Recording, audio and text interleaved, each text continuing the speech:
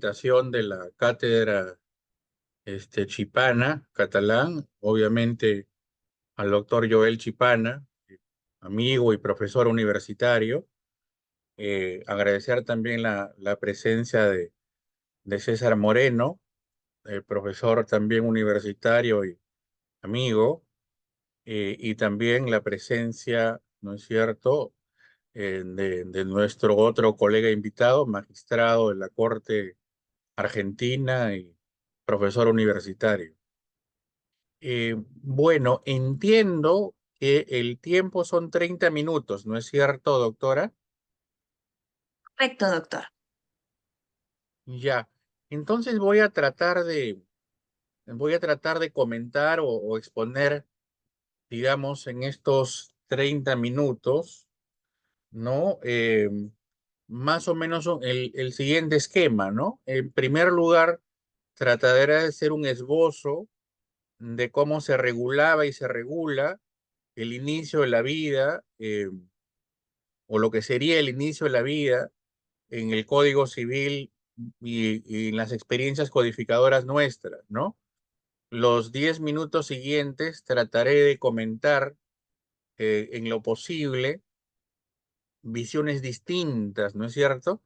Y que tienen que ver con la naturaleza jurídica del concebido y algunas sentencias de carácter internacional que de alguna manera cuestionarían la visión que tenemos del inicio de la vida humana, tal como lo señala la doctrina mayoritaria en nuestro país y cómo se entiende la lectura del artículo primero de nuestro Código Civil.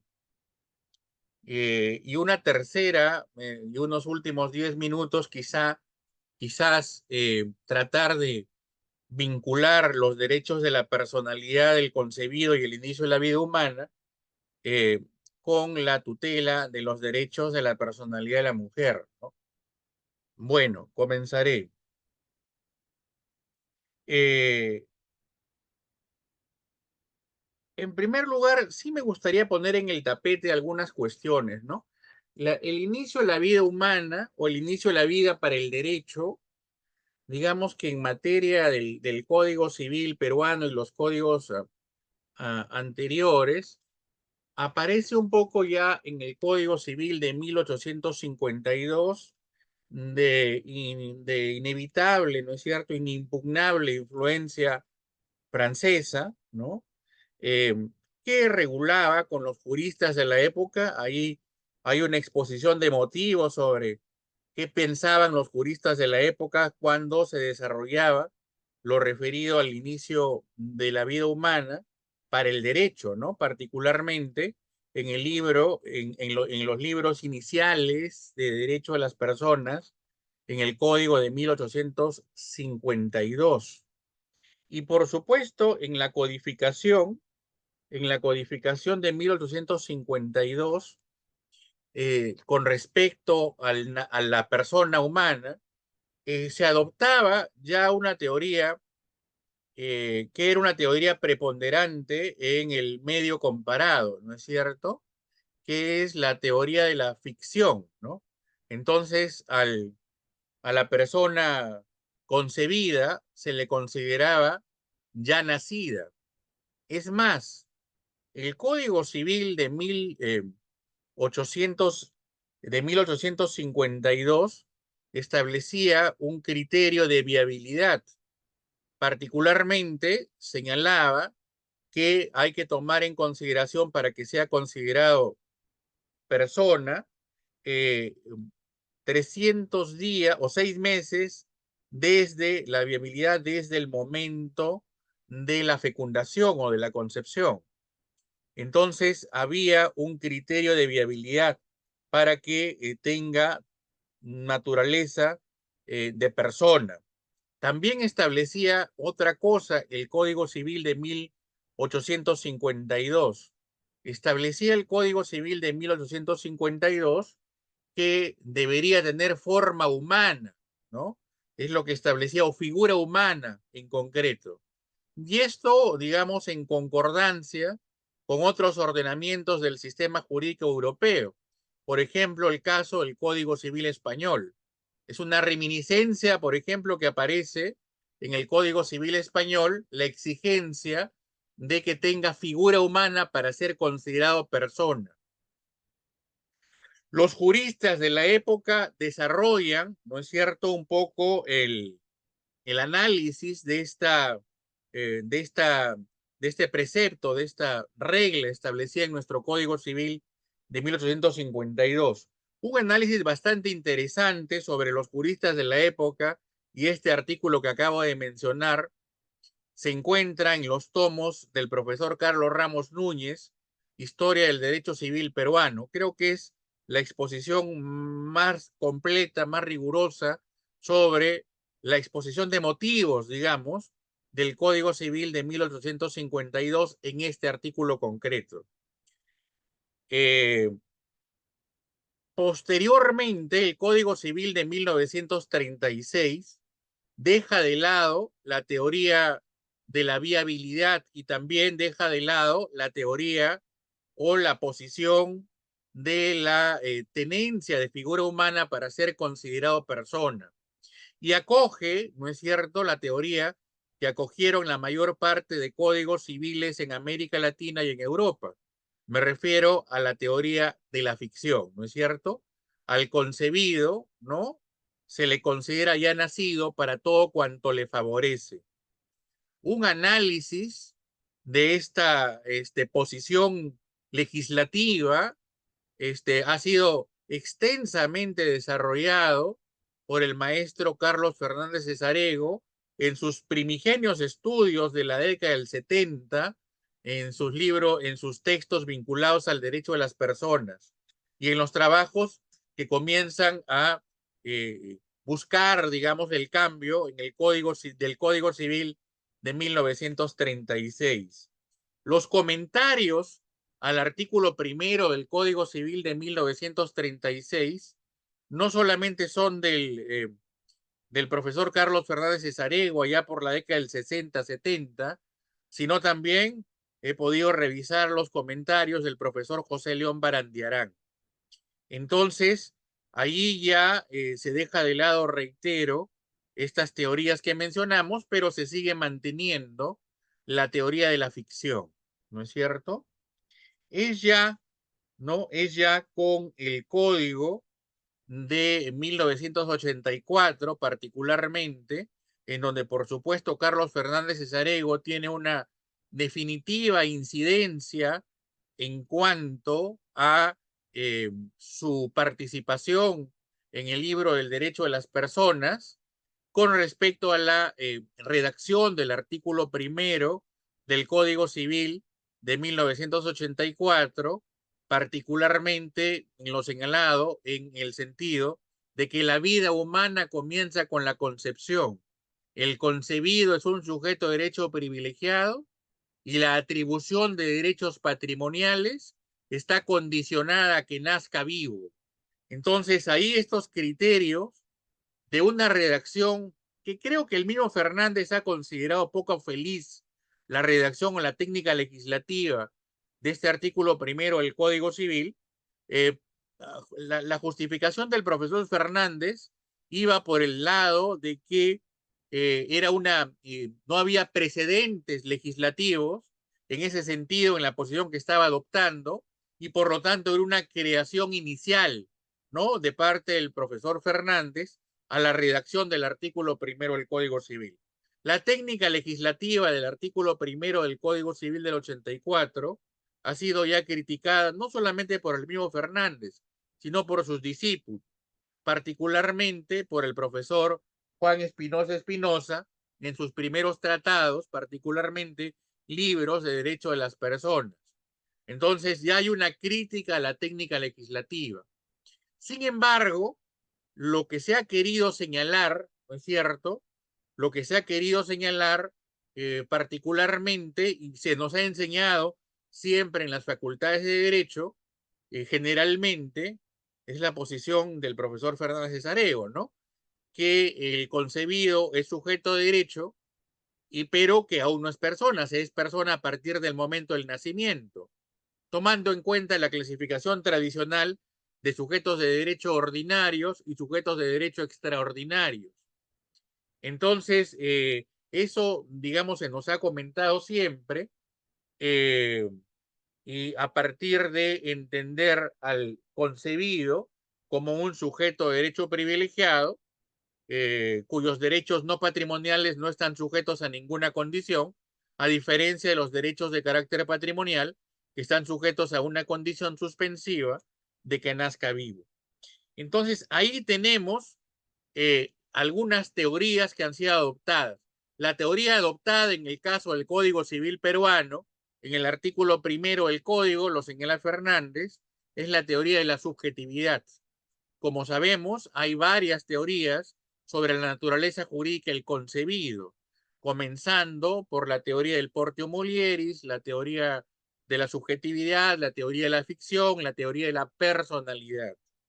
Muy bien, esta es una primera parte de mi exposición referida muy sucintamente a lo que dicen los códigos civiles, en el caso del Código Civil peruano.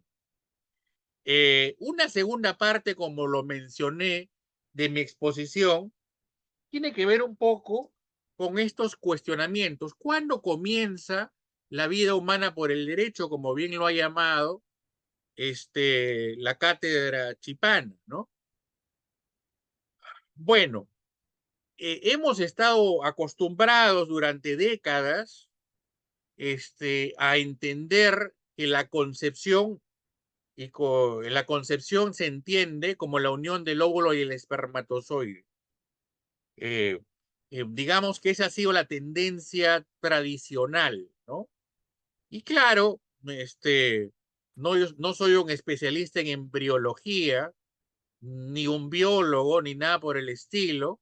Sin embargo, bueno, sabemos que a partir de la unión del óvulo y el espermatozoide se producen una serie, ¿no es cierto?, de divisiones de carácter celular, ¿no? A partir de esta formación, digamos, al inicio monocelular, pero que después aparecen una serie de divisiones, subdivisiones, eh, eh, formas de las cuales se disgrega las células, ¿no es cierto? Y particularmente cómo se disgrega el blastocisto, ¿no?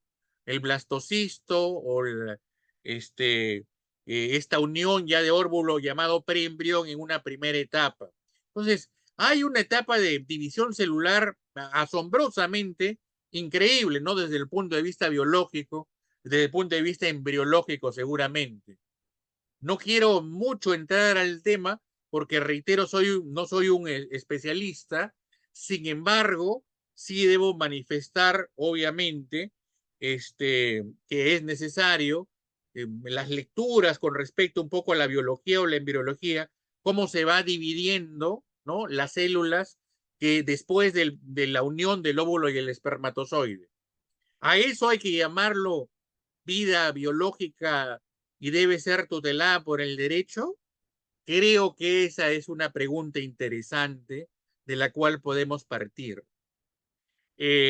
Otro tema importante, y como reitero, es que la vida humana o la concepción es entendida como unión de óvulo y espermatozoide.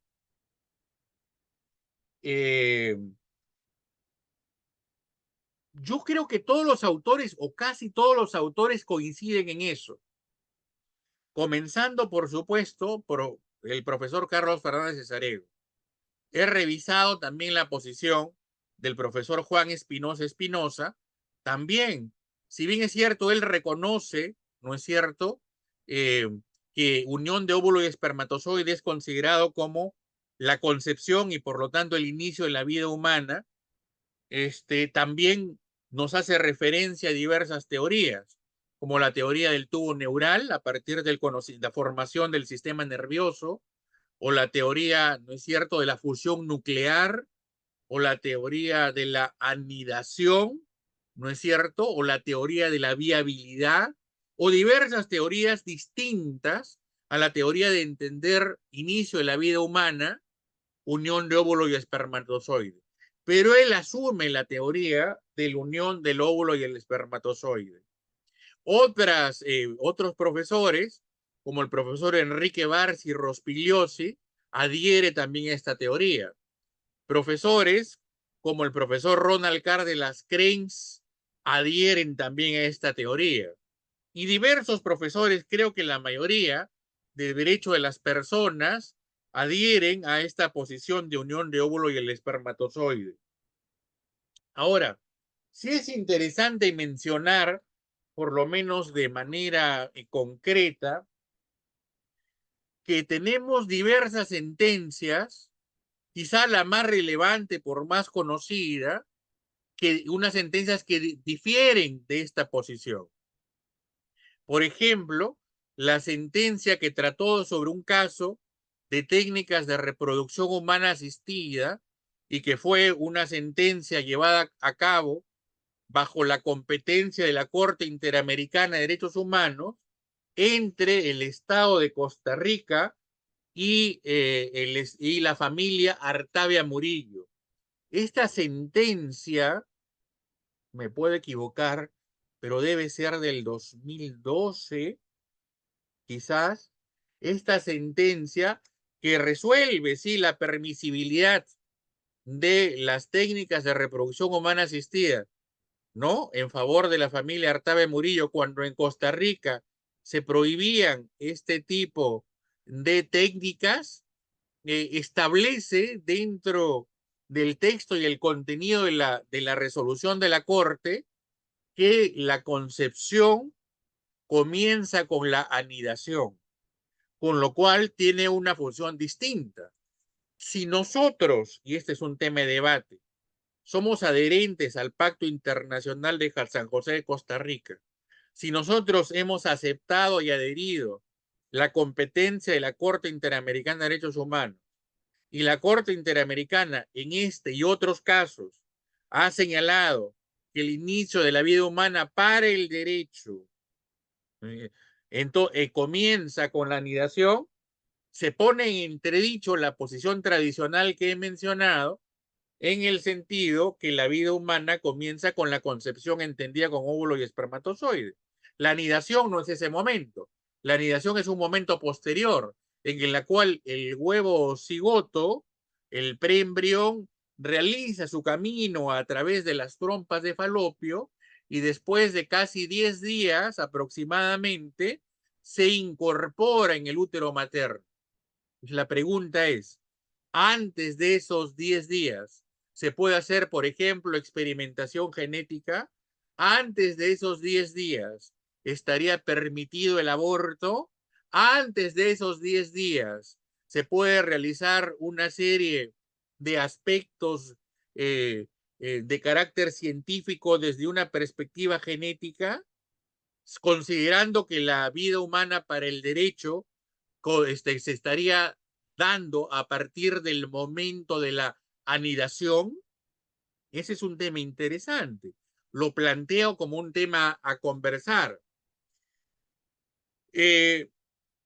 Debo mencionar, ¿no es cierto? Debo mencionar que en el caso peruano, en el año pasado, en noviembre del año pasado, se ha dado una ley, que es la ley que establece los derechos del concebido, como la vida, la salud, la integridad, la identidad, el libre desarrollo. Esta ley es la ley 31.935. Tiene un antecedente legislativo. Pero, ¿qué es lo relevante o lo que yo relevo en el poco tiempo que tengo de esta norma? Que trata de establecer una homologación entre el concebido, entendiendo concebido como unión de óvulo y espermatozoide, ¿no es cierto? ¿No? Y la persona. Es decir, esta norma estaría homologando persona con concebido, dejando la posición tradicional de concebido sujeto de derecho pero no persona, y persona a partir del momento del nacimiento. Entonces la pregunta sería, ¿estamos realmente ante un avance con esta norma que modifica de alguna manera el Código Civil sin mencionarlo en noviembre del año pasado? Este es un tema interesante. Esta ley ha tenido adherentes y contrincantes, o adherentes y personas que no están a favor. Adherentes como algunas instituciones religiosas y personas que están en contra como algunas instituciones judiciales, por ejemplo, ¿no? Pero bueno, la norma está, de repente es necesario conversarlo, pero la norma está y doy cuenta de su presencia en el ordenamiento jurídico. Eh, sobre las oposiciones naturales, sobre la tutela del embrión, hay otros temas que comentar y de los cuales hablar. Eh, Creo que César Moreno me parece interesante en el post publicitando este evento, habló de, bueno, cuál es el estatus jurídico del concebido, ¿no? ¿Cuál es hay posiciones diversas a a la naturaleza o a la tutela del embrión, podría decir yo en este caso, ¿no? Eh, Podemos hablar de un estatus jurídico del concebido a raíz de la sentencia de la Corte Interamericana. Podemos hablar realmente del concebido como unión de óvulo y espermatozoide anidado, como dice la Corte Interamericana, o simplemente unión de óvulo y espermatozoide. ¿Qué pasa, por ejemplo, con los embriones crioconservados? ¿Qué pasa, por ejemplo, con la crioconservación? ¿Qué pasa con los embriones extrauterinos? ¿Qué pasa con los embriones extrauterinos? Me refiero a los embriones que han sido crioconservados y que se encuentran insertos ya como embriones o blastocistos, como insertos, por ejemplo, para inseminaciones artificiales, en un tubo de ensayo o en aparatos sofisticados de crioconservación. ¿Qué pasa cuando, como muchas veces se ha hecho, se eliminan? Estamos cometiendo aborto cuando eliminamos estos embriones crioconservados, porque finalmente ya son unión de óvulo y espermatozoide. Estamos violentando la norma, contraviniendo la norma, o hay ahí un vacío que nos permite a nosotros preguntarnos si el derecho debe tutelar a los embriones en cualquier momento evolutivo en el cual se encuentren, o debemos adoptar posiciones que corresponden de repente a otros ordenamientos comparados que establecen que la protección o la tutela del embrión o del preembrión se debe de dar a partir de un momento evolutivo posterior a su desarrollo iniciario, que es un desarrollo monocelular o que es un punto de partida monocelular. Esa es una pregunta que creo que es importante analizar o comentar, ¿no es cierto?, para entender lo que corresponde a la tutela del embrión, ¿no es cierto? Hay diversas posiciones. Por el tiempo, solamente voy a mencionar que, por ejemplo, situaciones como disciplinas como la bioética, que también hay diversos tipos de bioética. Para mencionar uno, que es el que profesa una profesora a la cual le tengo aprecio, que es la profesora Paula Siverino, las bioéticas de los derechos humanos a la que ella se adhiere, ¿no es cierto? Así que desde la perspectiva de la bioética hay diversas, influidas por la Iglesia Católica, influidas por posiciones justnaturalistas, influidas por posiciones eh, de, de diversas concepciones del mundo. Una de ellas los derechos humanos. Entonces, cuando hablamos de bioética, tampoco hablamos de una situación monolítica. A mí me parece eso interesante resaltar. Y en estos últimos, eran 10 minutos, pero me comí 3. En estos últimos 7 minutos, digamos, lo que les comenté al inicio, yo creo que el tema del inicio de la vida humana para el derecho no puede desprenderse de un análisis complejo, que es la tutela de los derechos de la personalidad de la mujer. No lo creo.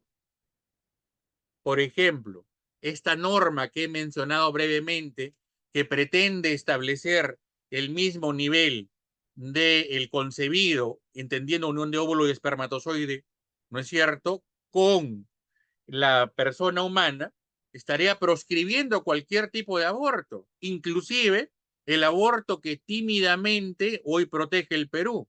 Me refiero al aborto terapéutico, que como recordaremos es el aborto que se da o que se permite cuando está en peligro la vida o la salud de la madre. Pero si hacemos equivaler, ¿no es cierto?, la persona al concebido, ni siquiera el aborto terapéutico estaría permitido, con todos los problemas que este aborto tiene, menos, por supuesto, el llamado aborto sentimental o el aborto eugenésico o cualquier tipo de aborto.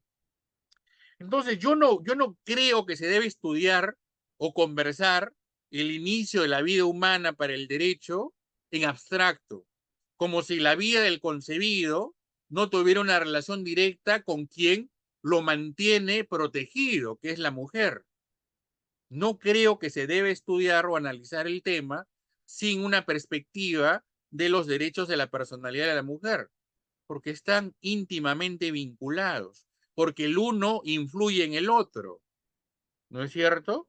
Entonces, estos temas del inicio de la vida para el derecho influyen en temas complicados, como por ejemplo, por supuesto, el aborto, como por ejemplo, las técnicas de reproducción asistida, como por ejemplo, los temas de los derechos a la intimidad o privacidad de la mujer, como por ejemplo una serie de derechos que correspondan a la autonomía de la mujer.